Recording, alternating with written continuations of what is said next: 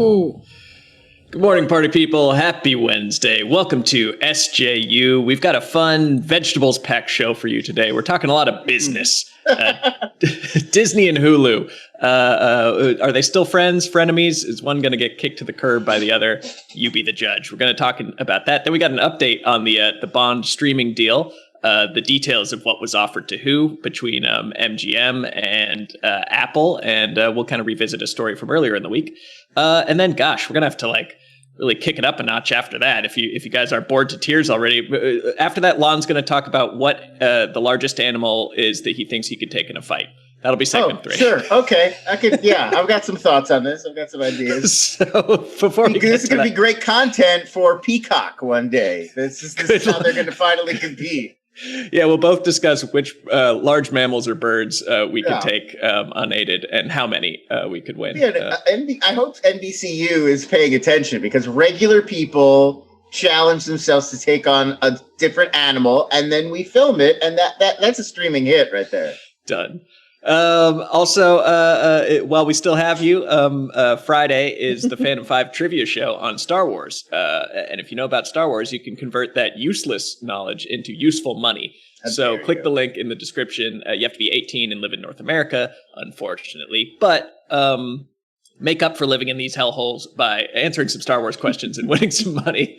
They're about the core Star Wars films plus The Mandalorian. So if you know about that, then you're in good shape, right, Lon? All the live action films. So the episodes plus Solo and Rogue One plus season 1 of The Mandalorian. That's it. Yeah. None of this Clone Wars Rebels stuff. I don't think I gave you a proper introduction, but that's Lon Harris. You know him. You love him. He's here. Hey, it's me. Let's talk. So earlier, I think maybe last week, Bloomberg dropped this report on the relationship between Disney and Hulu and where Hulu kind of fits into the grand scheme of things, into its under its brand umbrella. Not cleanly. Not super clean. Because the company's got a weird history. It kind of started as this Voltron of the different broadcast networks to kind of fight off Netflix, where they're all pooling their resources together to maybe enter into the streaming service united. But it hasn't really shaken out that way. Disney has purchased out pretty much everyone's stake, but Comcast is still owed this big payout. And that's what's causing all these issues on the horizon, the article says.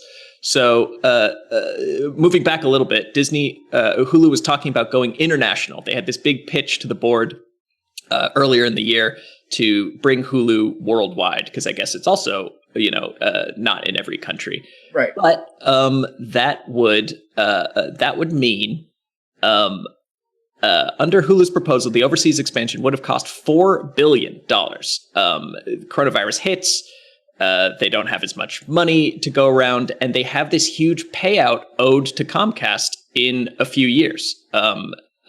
I think at the floor of that payment, I don't know if that's in the notes, Ryan, the floor of that payment is $6 billion. Yeah, $5.8 billion is the least it could be. And it was valued at $9 billion-ish around at the time of it. Yeah. So it's already kind of a weird stepchild because they don't own all the content, and it's for grown-ups, doesn't really fit under Disney Plus. And they have this looming payout to Comcast. Will they completely stop developing for it? Will they shutter it? What do you think is on the horizon for Hulu? Well, I mean, that's a weird disincentive situation because the bigger they grow it, the more they owe Comcast. So it's almost like it's financially in their interest not to get rid of it entirely, but maybe to limit how big it grows so that they don't have to pay this full or larger amount. So that's a very difficult, weird situation that I'm sure they're navigating. But more generally, I think that, there's no clean, in America, we sort of, or in the US, we sort of get it in that we've got Disney Plus as their mainstreaming wing, but they don't want to put adult-oriented stuff there. They don't want to put, they were debating whether Hamilton was appropriate enough to go on Disney Plus, and it's got 4 songs about pamphlets. It's not inappropriate. So right. See, you can imagine more, they produce R-rated movies through some of their divisions now. And even Love Victor, that Love Simon spinoff series, they were well, it's teen adult enough to let's put it on Hulu, or the High Fidelity reboot or whatever. Mm-hmm. So Yeah, I mean, it makes sense in a branding way in the U.S. in that way, but internationally they own Hotstar and some of these other services that would just make more sense to expand through. And yeah, they've got this natural disincentive to grow it too much, so it just feels like there's no natural path. It's not like Paramount Plus, where Viacom is like putting all of their eggs in this basket and hoping for the best. It's like how to manage this growing empire of different sort of oddly fitting together states. Yeah, and you bring up is it Hotstar or Hostar or Starr? Is the Hotstar, right? Yeah, whatever it is. They're like another sub brand of Disney, and they're an Indian company who has streaming services there. And in that case, this is part of the Fox acquisition. Fox owned Starr India, which owned, among many other media companies in Asia, this Hotstar service. So now in India, if you have Hotstar, there's this add-on that's Hotstar and Disney Plus, and that's how Disney Plus is available. So they're saying it makes more sense for Hulu content to also go through a mechanism like that than for it to do like Hulu India. You know? Right. I remember them talking on the earnings call last year or something like that. That they're going to launch a new product like through Starr, or it might even be an option on Disney Plus. Maybe it'll be age gated or something. That is basically just a packaging of all the TV content they own that's not on Disney Plus, of ABC, Fox, 20th Century Fox, stuff like that. That they might launch a new service in 2021. Internationally, instead of expanding Hulu, and just stick that on Disney Plus or Starr in the markets they couldn't expand into. So basically, like nobody wants to take Hulu to the dance, and the issue is that like it's weird to throw it out because they're still really popular in the United States. Like they're no Netflix, but they're still making 35.5 million subscribers in the United States. Like you can't abandon that business. So what do you do? Well, and also where does all of this other content go? Like now that you've added FX into Hulu and they're more fully integrated, there's a lot of good stuff that in the US anyway debuts on Hulu. It's like a viable service. And so if you didn't have Hulu all of a sudden in the US, I don't think Disney has another excellent solution ready to go for like where to stream Devs and Fargo and this MODOK series they're making and that kind of stuff. Yeah. You know? I mean, it is sort of also kind of the story of Marvel Television. Like as Marvel Studios looms larger and larger, there was also this other group, Marvel Television, that made like Hellstrom and was working on the animated shows and did Agents of S.H.I.E.L.D. And it's like, well, do they coexist? Or it now looks like Marvel Studios is basically just going to overtake them entirely. But these are all like the growing pains that you get with this company that just keeps massively expanding. Like, you know, the engine keeps moving forward and all the people in the back of the train have to like keep adjusting in motion as the train's speeding down the track. Yeah. Now, Ryan, I can't find it in the notes. When is that bill due to Comcast? Like how many years do they have? 2024. 2024. Okay. I don't think they can afford to like wait it out and just like not develop Hulu and or just like slash its budgets and then catch up after 4 years run out. I think they have to keep investing in it and keep growing in it and then send them their check and then expand from there. Like maybe they revisit the international question in 2024. I feel like this idea that they don't want to do anything because then they'll owe Comcast more money. Like that's a good problem to have. If you made Hulu more valuable and you owe Comcast more money, like great, we should have such problems that our thing is worth more 4 years from now. Yeah, I mean, I don't think we're seeing a winding down of Hulu content. Like if you pay attention to what's going on in the world of streaming and what's new, like there's development going on. There's new Hulu shows and movies. They're still signing people to, you know, overall deals to develop things for Hulu. Like I think in at least the like next 5 years sense, like Disney definitely has a feeling that there's some value in this brand. And yeah, like you know, like we've been saying, they own a lot of stuff from ABC, from Fox TV, from all of these different groups that feed into Hulu that doesn't really have another home, at least in the US. And it's valuable, you know, content in terms of people will pay to access it. Like you could dump Hulu and just put it all up on like a free service and put ads on it, I guess would be the other option. Yeah, that's another thing that Hulu has that Disney Plus doesn't, is there's an ad component to it. Well, there's the live, there's Hulu Plus Live TV. Yeah, and I think even without Hulu Plus Live, like there's a tier of Hulu, I think, where they run advertisements. I think they got rid of that. Oh, did they? I believe that they sunsetted that. Now you have to pay a base subscription to get Hulu content. Got it. And then, but they still, the Hulu Plus Live. But they were a pioneer behind that, which is now like Peacock has that free tier, and like the Roku channel is very popular, stuff like Tubi and Pluto. But I don't think you can do that on Hulu anymore. I could be wrong.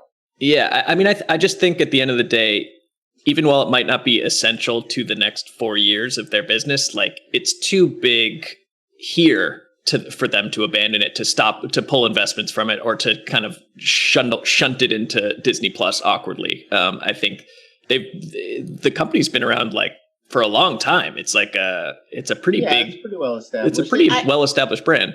And they've been very clear, like they're never going to do that. Like the Disney Plus family brand is very important to them, and they're never going to risk that by putting like Fargo on Disney Plus. Like it's just, they don't see that as a thing that would meld, at least in the US. It's like those are incompatible brands. So they're always going to have something else, whether it's Hulu branded or it's some other, touchstone streaming or whatever they decide to go with. I think they'll always have to have some kind of other option because, Fox Television owns a lot of shows that have a lot of value in the streaming marketplace, but that aren't a good match for the Disney branding. Totally. And I think having Hulu just around as that kind of incubator, that laboratory for more adult shows or weirder stuff, like they'd be stupid not to try anything outside of the family all ages format. For sure. So I think it'll stick around. Ryan added a note in the script that he says, next part isn't helpful to the story, but it's too stupid of a detail to not include. Okay, love it. Despite the meddling of its owners, Hulu managed over the years to nurture a distinct corporate culture, nerdy, upbeat, and a little goofy. Employees refer to themselves as hooligans and maintain a document that outlines its mission and values. That's not that dumb, Ryan. I mean, we work at a startup. This is what you do. You have like the hoodies and the stupid nicknames for each other. Like, I guess, but we don't internally refer to ourselves as like the Fandomaniacs. The Fandomaniacs, right? I guess we do call ourselves the Screen Junkies. You guys don't call yourselves Fandomaniacs all the time? Yeah, I mean, that's the thing is like Hulu, I think they were like they were sort of a startup, right? Like they've been around since the early or mid 2000s, or like earlier than you'd think. And they were kind of like a legit startup, a Bay Area, Silicon Valley style culture, and all the nerdiness that entails. And it wasn't really considered like it was just owned outright by all these media companies. They were like investors, like News Corp put money into this venture that was Hulu, because at that point, the idea of a streaming service that was going to take different media from different companies and curate it together was still like an interesting new kind of idea. Like, I mean, just look at the name Hulu. Like, you can tell it's a nerdy startup because it's called Hulu. Like every company like that's named like Bleep Blop or Bloopsy or anything a baby says is always going to be full of too many vowels. Like that's like there are a few too many vowels in that word. Change it. That's how you know you had a good one. Too many vowels, people. Weebuloo. No, it's what? No. Let's move on before somebody starts Bleep Blue and buys us for $1 billion. Yeah. Thank you guys so much for watching. Please subscribe if you haven't, and hit that little bell so that you know every time our sweet, sweet faces are on. And then while your ears are free, listen to Lon's podcast with Hal Rednick, The Binge Boys. Tell us about The Binge Boys. We watch a bunch of shows, too many, probably watch too much Hulu, and then we get together, we talk about it, we goof around, we have fun, a little bit of streaming news, mostly just stuff we watched and rants and silly voices and characters and nonsense. Lovely. So it's on iTunes, Spotify, Stitcher, wherever you get your podcasts, and it's called Binge Boys. Check it out. Great. And then I will plug 2 more things. Once more, sign up for the Fandom 5 trivia show if you haven't. Know your Jawas from your Womp Rats and win real money. How embarrassing to not know your Jawas from your Womp Rats. Come on. For shame. And then finally, speaking of Star Wars, we're going to review the Mandalorian season premiere on Friday during this SJU slot. So watch that show, and we're diving right into spoilers, I believe. So watch it Thursday night or Friday morning, and or come back later after you've seen it. Yeah, and this is the way, folks. That will be the way. All right. Story number 2, that Bond streaming deal we were talking about earlier this week, or last week or last year. What is time? Plenty of it to die. Yeah, plenty of it. More than enough. The Hollywood Reporter confirmed that MGM did explore a deal for it. After it's been delayed and delayed and delayed, they were thinking, hey, maybe we should just sell it to one of them streaming services. And I was correct. Apple was the only one interested enough to actually make a bid. We talked about the rumored $600 million asking point. Lon, without looking at Ryan's script, can you guess what Apple actually offered? He did tell us before the stream, so I already know. All right. But I would not have guessed this much. I would have guessed like $230 million. Yeah, well, Apple offered them $350 to $400 million for a 12-month exclusive license to screen No Time to Die. That's a lot of iPads. Yeah. So, especially because they give that service away to so many. Like, if you bought an Apple product in the last 6 months, they just give it to you. Yeah. Well, Lon, every phone they sell is like $1,000 profit. Like, that thing is made of metal and plastics and costs over $1,000. Yeah. They just know you're gonna watch Little America and get sucked in, and then you're a subscriber for life. Yeah. Let's see. Oh, pause for a second. Was that Apple Plus or Quibi, where Spielberg was going to make the show that you can only watch after midnight? That was Quibi. Quibi. So I guess we never got to see it. No, we never got to see the only nighttime Spielberg show. I've been adjusting my whole sleep schedule. Well. It was also going to be about a woman who won't give up her golden arm.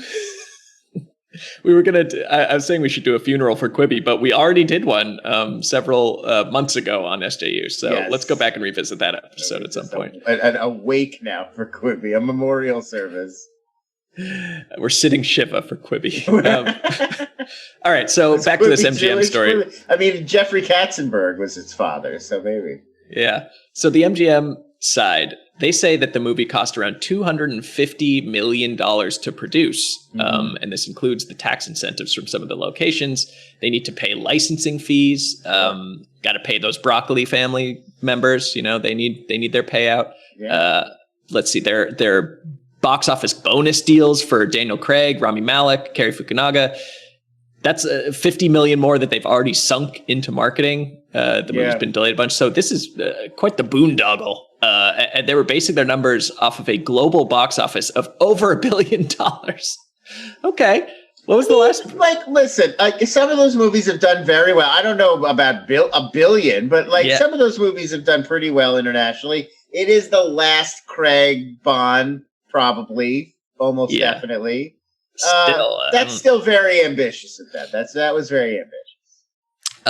And then adding pain on pain on pain is they're accruing about $1 million in interest a month on the money they borrowed to produce the film. Yeah. And they won't be able to recoup that money till, they either sell it or stick it in theaters. So the numbers aren't looking good for MGM, Lon. No. And I mean, this is there's no good. It's worth noting that it's not like there's a good option. Yes, they probably won't recoup most of the money they need to by selling this to Apple or Netflix, but when are they going to get to internationally release it so it makes $1 billion? That's probably not going to happen anytime in the foreseeable future either. So it's kind of a lose-lose, which is the least painful scenario at this point for them.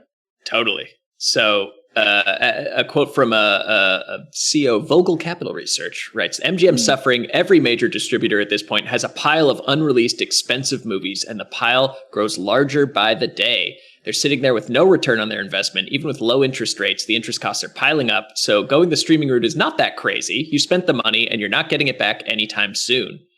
Well, yeah. I mean, if they can be patient, they'll make more. But like, is somebody going to come into their office and break their legs if they don't pay up the cash right now? Is the question. Yeah, and I mean, we're also now we're at the point now in this where we're looking down the road, and it's like, will there be a robust theatrical economy to release these movies in 2 years? I mean, will there be enough theaters left to screen your movie to make the money back that you need, that you already invested, thinking you were going to release it pre-pandemic when there were more theaters? Like, if we lose AMC and Regal, like, there's just not as many places to screen No Time to Die. Yeah. So, yeah, I mean, all of these considerations, we're not considering this whole wave of variables when you're making these kinds of decisions about what makes the most sense. I think we're going to see a lot more of these movies start to be like, all right, well, we might as well just put it out there at this point. Like, we're probably over the next few months is when we'll start to see some bigger movies we maybe didn't think we're going to end up streaming. Yeah, it's like you took a lot of money from some prince in the Middle East. And always. They've got goons. Yeah. There's like 4 princes behind all the movies. That's why so many of them have scenes in Abu Dhabi. Yeah. There's an interesting quote from a anonymous executive talking about Bond. Bond is a one-shot kill, but is it worth it? You'd be setting up a need for a Bond-like movie once a month. I guess he's talking about like putting it on Netflix or something like that. And for 500, I think for 500 million or more, it's not worth it. You're better off focusing on your own originals. That's interesting that you put something so good and so cool like Bond that it makes your own originals, like audience expectations rise. Yeah, and I think Netflix has already sort of trained us to understand that. There's the Netflix original side, and then there's like, hey, we got Geostorm, check it out. You know, well, like, there's a Netflix original side, then there's like The Irishman, or I don't think they're good movies and they're Netflix movies. Yeah, I don't think people have I don't think Hubie Halloween versus Marriage Story like messed up the brand. I think they're just like, you can watch Hubie Halloween or Marriage Story on this platform. Yeah. Yeah, I think you're not really giving audiences a ton of credit if you're like, you'll spoil them with Bond and then they won't watch Old Guard. It's like, no, we still will. Well, executives, they don't have all the answers, it turns out. If you take one message away from SJU, make it that. We now do have a hard number based around what at least one place thought Bond was worth. I guess every other place thought it was like not even worth making an offer. But $350 million sets the price on a current day blockbuster to go directly to streaming. Is that worth it? And is there any other movie that hasn't been released that you think would be worth forking over $350 million for? Oof. I mean, honestly, just about all of them, maybe, except the real tentpoles. Like, not Wonder Woman, not Black Widow, but like just about anything else, I would think. You know, like in the foreseeable, in the next year, you're not going to be able to release a movie and make that much money theatrically. At least, you know, not through next summer. Right? Well, yeah. I really do think it depends on each place's balance sheet and like their financials, like how much money they owe and can they handle bleeding out slowly but surely over the next year before they make that money back. Not a lot of places are in that position. Yeah, like, I mean, this next Ghostbusters movie that got pushed back, or like, Wes Anderson's The French Dispatch, like, take the streaming deal, guys.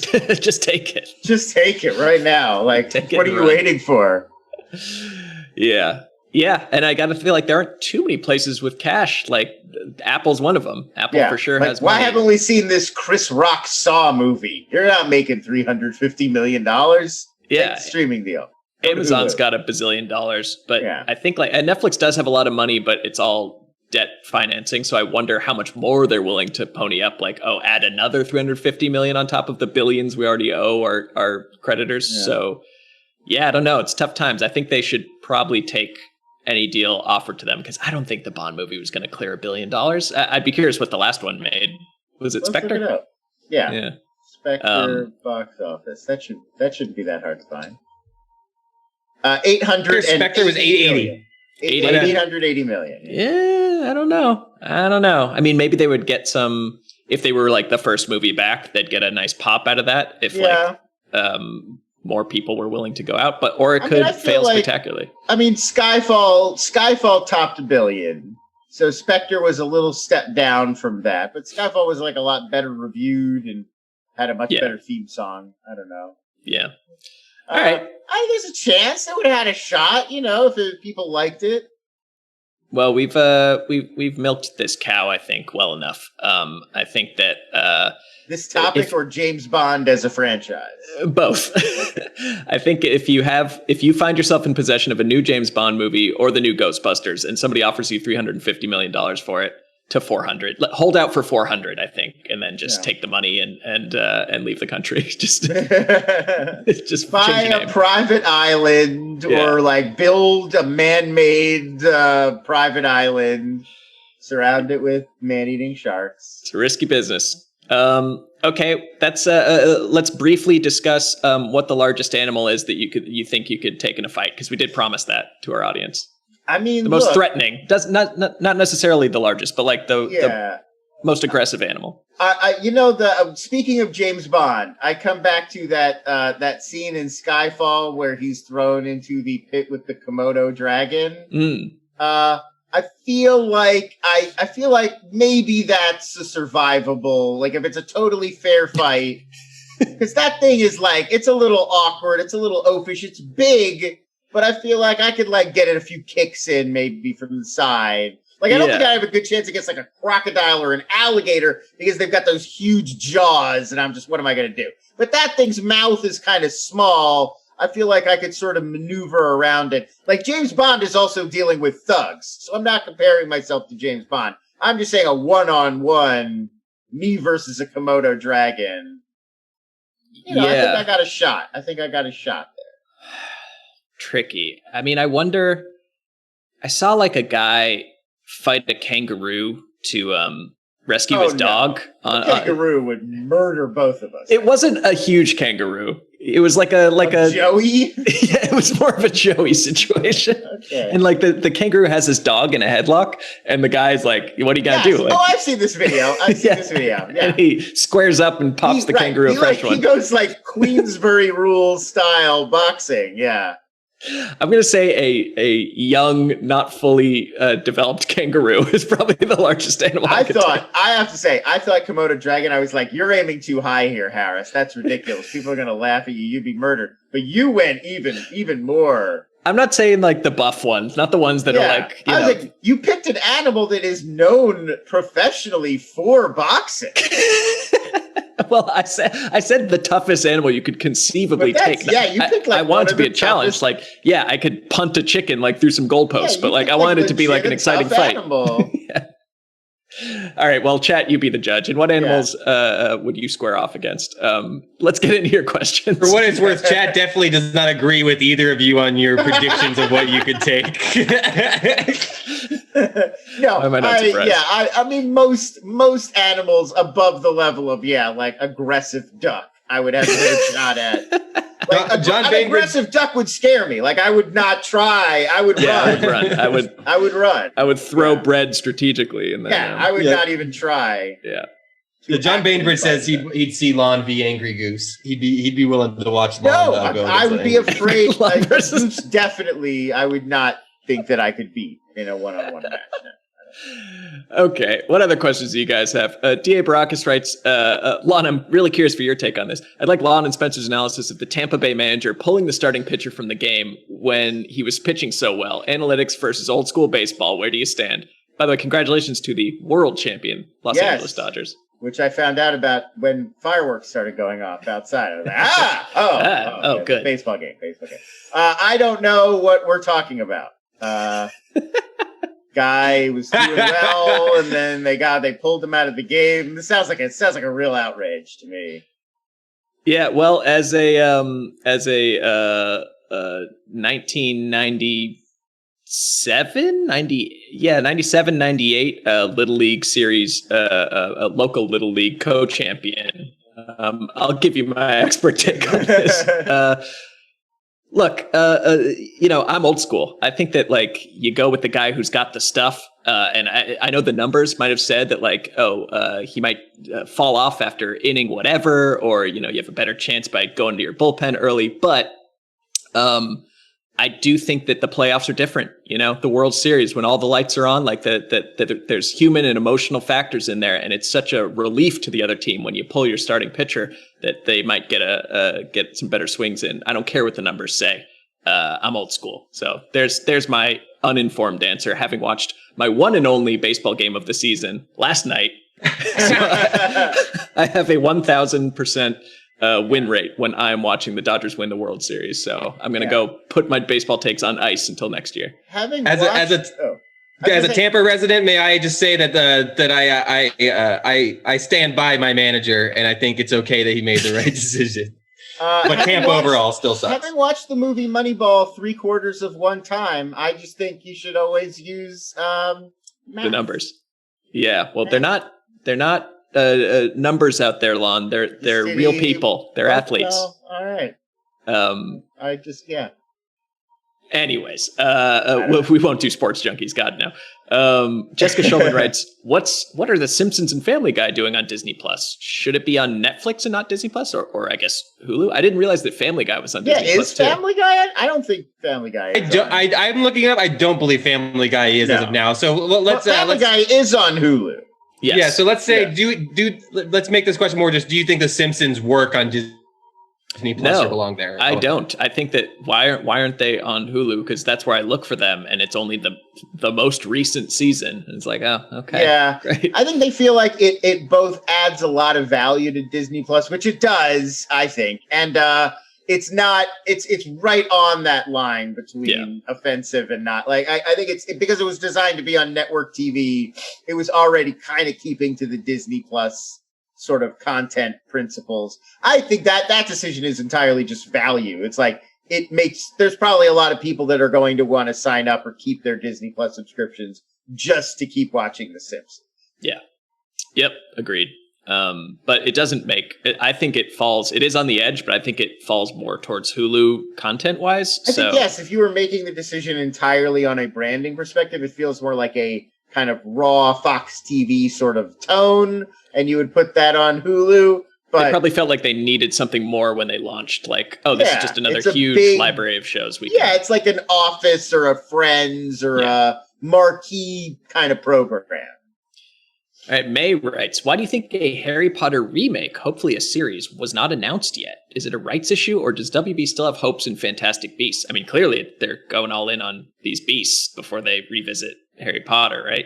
Yeah, I mean, I think it is. I think it's that, and I think right now is probably not the moment for. I mean, we've already seen. There's Hogwarts Academy or whatever that game is. There's a game coming, yeah. Yeah, there's an RPG, and that's been having kind of a rough marketing launch because the creator of Harry Potter is saying some not very. She's talking wild. Or appreciated things that we don't have to get into. So, yeah, I mean, I think that it, from a PR perspective, it's also a tough moment, right? This moment. And they might be just trying to wait that out for a few months before they make any more announcements. But yeah, I think for the most part, it's what you're saying, that they've pinned a lot of hopes on this Fantastic Beasts franchise. The third movie is definitely moving forward, and they don't want to muddle the brand with too much other competing stuff right now.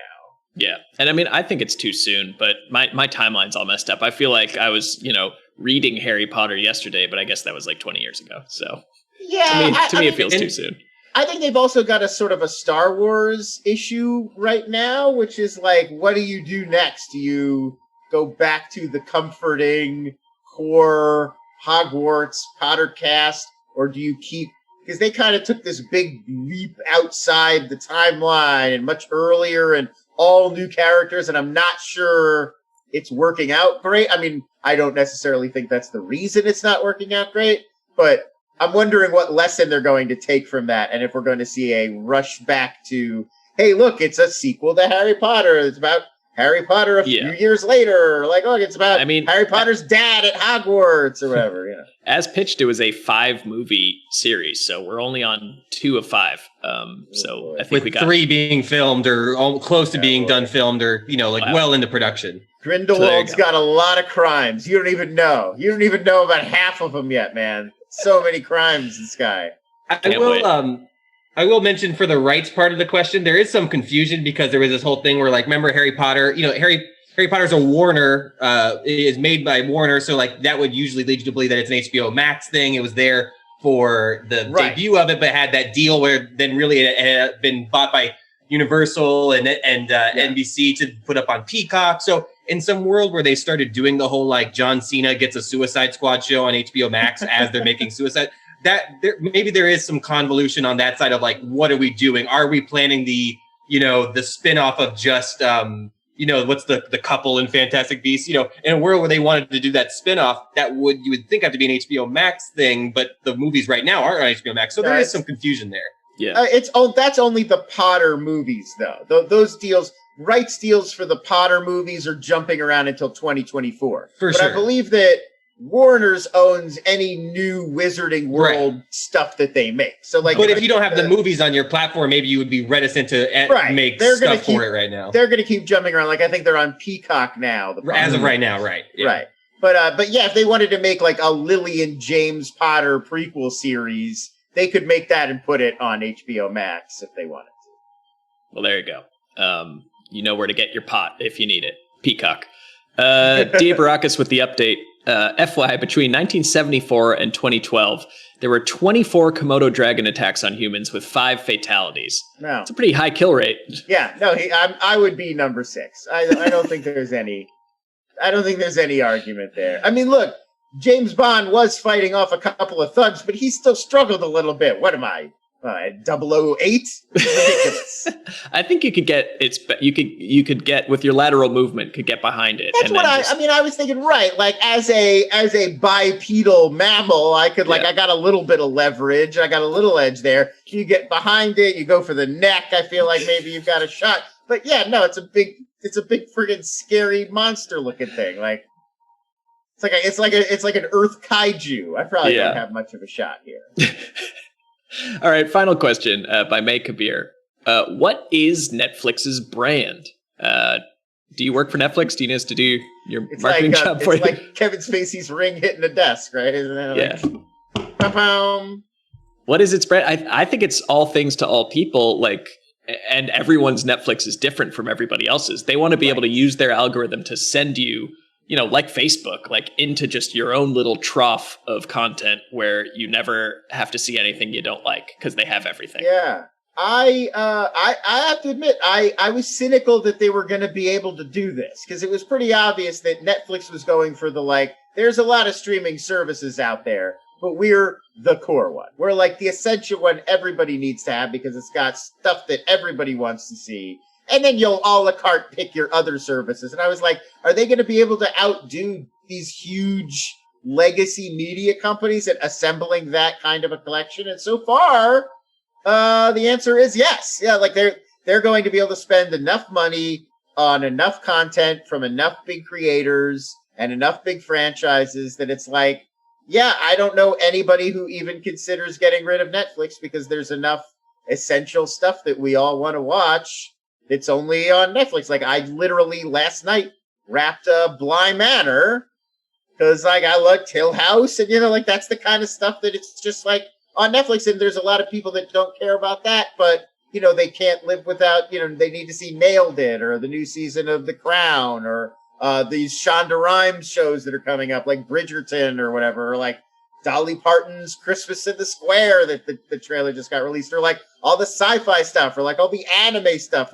They're just spending so much. It's such a huge, deep catalog that it's they really have something for everyone. Yeah, their brand is just streaming. It's why their brand is a verb, or a general term for the industry, like Frisbee or Kleenex or something like that. They've just kind of flooded the market.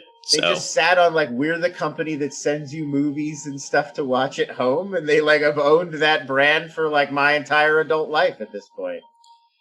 And Lon, what are we the brand of? What is SJU? You tell us what the brand is of SJU, and we will pay you nothing for doing our marketing work for us. We're the brand that could, if we all got together, maybe take a Komodo dragon. Yes. Like if I feel like if you, me, Joe, Ryan, Danielle, maybe Billy in there as well. Roth calling the shots. Roth sort of supervising from a platform above. I feel like, and all of us are down there, like Max cheerleading from the sidelines. I feel like he's also not jumping in. Yeah, Moulton running the cameras. Right, yes. I feel like maybe there's a chance that we could take one Komodo dragon if we'd given it a sedative before. And of course, the fans. What can we do without you, the viewer? So thank you guys for watching so much. It's been fun. We'll be back. I think we're off tomorrow, and we'll be back Friday for our review of Mandalorian Season 2, Episode 1. Watch it and come back and see you then. Thanks, guys. Bye-bye.